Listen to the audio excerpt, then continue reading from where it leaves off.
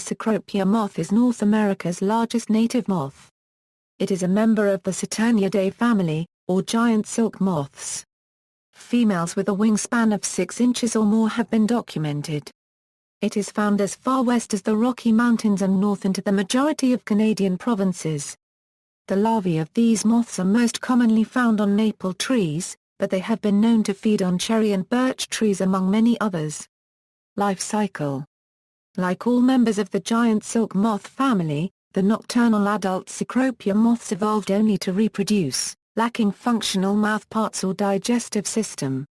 Therefore, they survive a maximum of about 2 weeks. To find a mate, the female Cecropia moth emits pheromones which the male's sensitive antennae can detect up to a mile away, although a male may fly up to 7 miles while searching for a female. Mating begins in the early morning hours and lasts until the evening. Afterward the female lays up to 100 eggs, which hatch into tiny black caterpillars. These larvae feed upon many common trees and shrubs, including maple, birch, and apple. As they grow larger, it becomes clear that the black color is actually small black hairs growing from tubercles all over the body, which at early stages is yellow-green. As the larvae grow, the coloration becomes green to bluish-green, with the tubercles becoming blue, yellow or orange, depending on body location, while the black hairs are eventually lost. Upon reaching maturity in autumn, the caterpillars, now 4 to 4.5 inches long, spin large cocoons on trees or wooden structures to emerge as adults in the first 2 weeks of seasonally warm weather in early summer. Hyalophora Cecropia moths are univoltine, having only one generation per year. Differentiating between sexes of this species is very easy. The most obvious difference is in the plumose or feathery antennae. Males possess large feathery antennae while females have smaller, less bushy antennae. Females also have larger, more rounded abdomens than males. Threats: pests of the moths have become a significant problem. Parasitoids, such as some species of wasps and flies, lay their eggs in or on the young caterpillars. The eggs then hatch into larvae, which consume the internal organs and muscles of the caterpillars. The parasitoid releases chemicals that override the regulatory mechanisms of the caterpillar.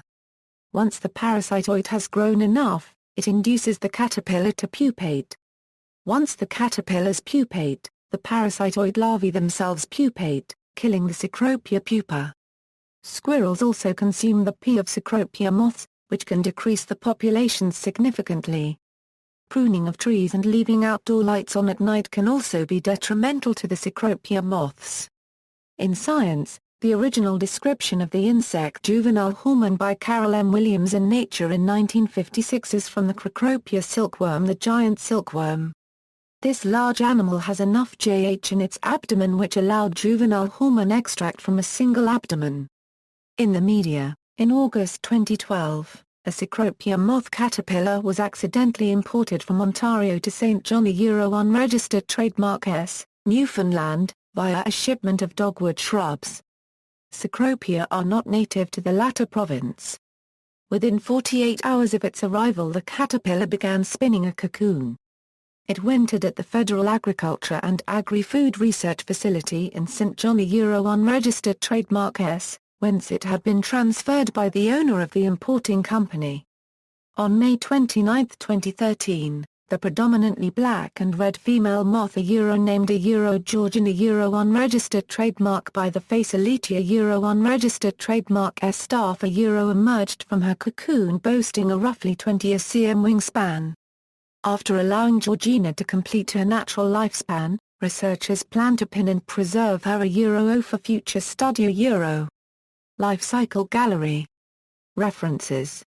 External links: Picture Journal of Cecropia Development, The Cecropia Moth, video presentation of mating Cecropia moths. One had just emerged from and was still on its cocoon. 1, 2, Cecropia moth on the UF/AFAS featured creatures website.